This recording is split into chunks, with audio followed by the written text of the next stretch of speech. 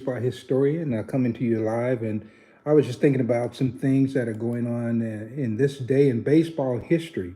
Thought I'd share a few things with you, and for you people who really enjoy baseball. So I'm going to hang on. Usually I wait about 25 seconds for some people to chime in. Of course, you can always go back and listen to it if you get a chance in entirety. So I want to make sure that we get some things in here today. And so we're going to talk about things that happened today, August the 12th. So we're August the 12th, 2025. And so we're going to go back, how about to 1901? So August the 12th, 1901, George Wilson homered and struck out nine batters in Waseca, Minnesota's 2-0 win over Lynchfield, Minnesota in the state championship game played at St. Paul's Lexington Park, and a crowd numbering 9,000 paid their way into the event. So first of all, who's George Wilson? George Wilson was a famous left-hander from Palmyra, Michigan. That's where he was born, and we don't talk enough about George Wilson. He was one of the great left-handed pitchers. He would be up there. We talk about John Donaldson all the time, but George Wilson was one of the early greats, along with Dan McClellan, who was on the East Coast. George Wilson was mostly in the Middle America, Michigan, with the Page Finch Giants, teams like that. He played up in Wisconsin, so I had the pleasure of featuring George Wilson on a baseball card back in 1994 for the Ted Williams Baseball Card Company. So you can go and find a little bit more about George Wilson.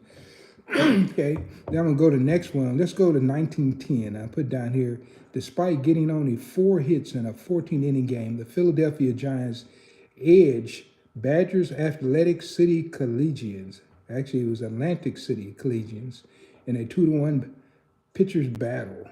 And in that particular game, Spotwood Pose hit a home run. So who is Spotwood Pose? That's another name you can look up. Out of Harrisburg, Pennsylvania, a great player, and a veteran of World War One. Actually, he was a greater player before he went into World War One. And of course, he suffered and received a Purple Heart, got gassed in World War One, and when he came out of the military, he was not quite the same. And so, in the early years of the Negro baseball leagues or the Eastern Color League, he did play some, but he was never the great player that he was around 1911. Of course, he was with the Lincoln Giants before then, with the Harrisburg team, Colonel Struthers team. So that's a ball player you might want to learn a little bit more about. Let's go to another one. How about August the 12th, 1931? You have to excuse me here. I'm kind of battling with some allergies this evening, but I will get through this. So Alfred Army Cooper, he pitched a 2-hitter and struck out 15 to defeat the Nebraska All-Star 6-1 at Lincoln, that's Lincoln, Nebraska's Landis Field. Okay, so let's talk a little bit about Alfred Army Cooper. Just so happens he's from my hometown, which is Kansas City, Kansas. And he always wanted to be like another Bullet Rogan, except he was a lefty. Rogan was a right-handed pitcher. And so Alfred Army Cooper, now there were more than one Cooper on the Kansas City Monarchs. So there was Andy Cooper and there was Army Cooper. So just keep them from getting confused. And since he had been a military veteran coming out of the 24th Infantry, playing baseball, following the steps of Rogan, he decided to call himself Army Cooper. And Army played a number of years. I had the pleasure of interviewing his widow. And he lived for a while up in Iowa. Of course, he came back to Kansas City, and he's buried in Leavenworth National Cemetery. And that's Army Cooper. So it's another guy that you doesn't get talked about that much. He came from Kansas City, Kansas. He lived, if you anyone from Kansas City, Kansas, listening to this, he lived down around 3rd Street over in Kansas City, Kansas. So I always like to talk about him. And then let's go to 1932. Got a couple of more, and then I'm gonna jump off of here and go get a decongestant. But anyway, the Kansas City Monarchs whipped the Wichita Advertisers 14-2 in Wichita, Kansas. And then this is in 1932, and Hurley McNair and New Joseph hit home runs. Wilbur Bullet Rogan won the game. He struck out 6 batters for the win. Boy, there's a lot I can talk about here. First of all, Hurley McNair. Hurley McNair was another guy that was around Kansas City. He was originally out of Texas, though. He came to Kansas City in 1910, of course, pitched for the Kansas City, Kansas Giants and a couple other teams, and made his way up to Rube Foster's Chicago American Giants. And he was just a great player. And he was still around 1920, and he was one of the greatest Sun fielder that ever lived, and a great hitter, a little short guy. And he was just a great player. And of course, he passed away in Kansas City. Interesting thing, I would talk about McNair in his later years.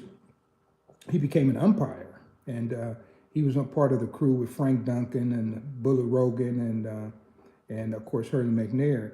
But I think it was Birmingham they were playing, and one of the Birmingham players started chasing him with a bat. Well, McNair pulled out his knife and returned the favor, started chasing the Birmingham player, and he had a knife. And so this is the umpire, so that kind of ended his umpiring career. So he was living on, let's see, what street was that? He's living on Brooklyn Avenue in Kansas City. Actually, the building where he last lived is still there. So, so I know exactly where he lived. Hurley McNair, of course, New Joseph.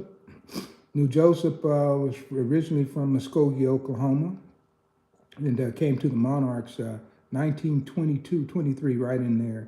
And they called him, his nickname was Blood and Guts, because prior to him joining the Kansas City Monarchs, they had so many problems with Rube Foster coming into Kansas City with his American Giants. They would do a lot of bunting. So, but when they picked up New Joseph, he played so tight in those bunt situations.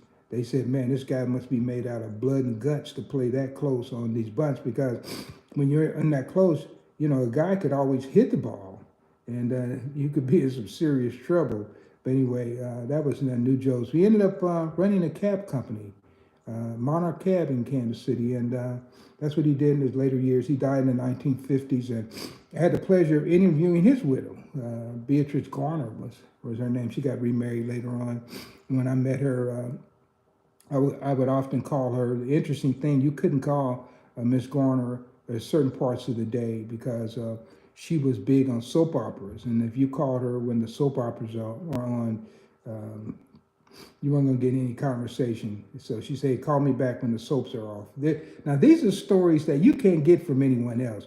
I'm talking about things that happened in my 40-some-odd years of doing baseball research and going back, and of people that I knew, not something I read about in a book. I didn't wait for someone else to write it. As a young kid, I was in my 20s, and I went around and interviewed and got a chance to know a lot of these people. So that's kind of some of the stories I'm going to give you. And then, of course, I have one last one I'm going to do. This was August the 12th, 1937.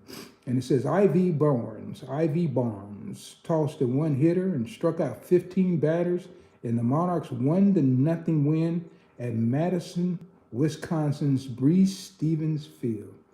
I've had the pleasure over the years of going to Madison and speaking there. Of course, it's right up there, and not too far from Iowa, because I think I spoke not too far from the Field of Dreams, and then went over to speak in Madison. And Breese Stevens Field is still there. It's a concert venue, and it's also a soccer field.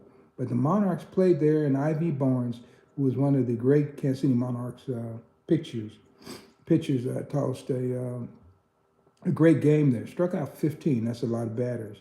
And these are games that people don't talk about very much. And I.V. Barnes was from Mississippi. And so there's a lot I could tell you more about I.V. Barnes, but I don't want to bore you with that tonight. So I just want to give you a little wrap. And this was this day, August the 12th of many years of African-American baseball history. And this is Phil Dixon giving you real talk. And so I just want to let you know that we're going to do more of these. And if there's something that you like, be sure and like and subscribe, and we'll do a little bit more of this. So it's just real talk from a baseball historian, right? And so I do want to thank a few people that I see. Somebody's name Elmo is in. So he wants to know, what are you talking about? Well, I'm talking about baseball history. And so if that's something that you like, and this is baseball history that happened on this date, so August the 12th. All right, so this is August the 12th, 2025, and I'm signing off. This is Phil Dixon, a baseball historian, and coming to you live. So thank you, and have a nice evening. Bye.